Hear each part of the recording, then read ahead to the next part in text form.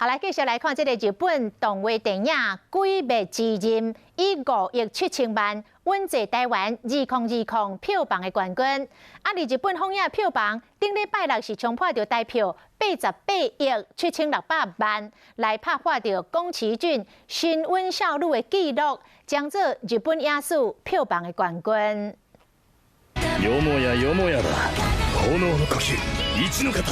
炭治郎甲鬼杀队实力真正是有够强，以红仔车甲艋舺人气伫台湾杀出重围。剧场版的《无线列车篇》以5亿7千万的票房，摕到2020年全台湾票房的冠军，嘛创造日本片甲动画片伫台湾上映纪录。伊伫日本上映时，更加拍败动画大师宫崎骏伫2001年《少女少女》的纪录。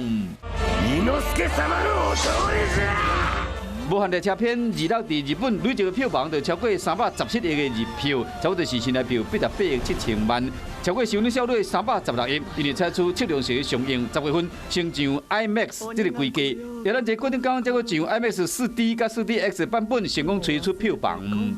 它原本它的人气就太高，其实即便《鬼灭之刃》在正规阶段跟所有好莱坞的片去竞争，其实《鬼灭之刃》的一面。 还是很大的，大家可以知道，因为日本其实他们常常他们的年度的动画的冠军年度电影的冠军都是动画片。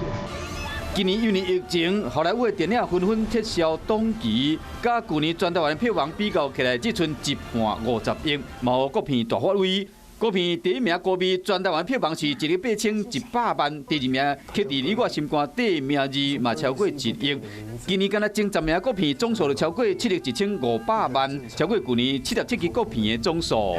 今年有一点在帮观众打了一点信心的这个强心针，所以我希望明年如果这些有口碑的电影。 还是有机会在一个中型的市场上获得一定的成绩，这是最好的一个表现。虽然今年年底有新的《女超人2》甲皮克斯的动画《灵魂急转弯》来咧抢票房，不过影评人认为讲明年国片的声势会使延续，因为疫情和毋是好莱坞的好电影，嘛有蒲头的机会。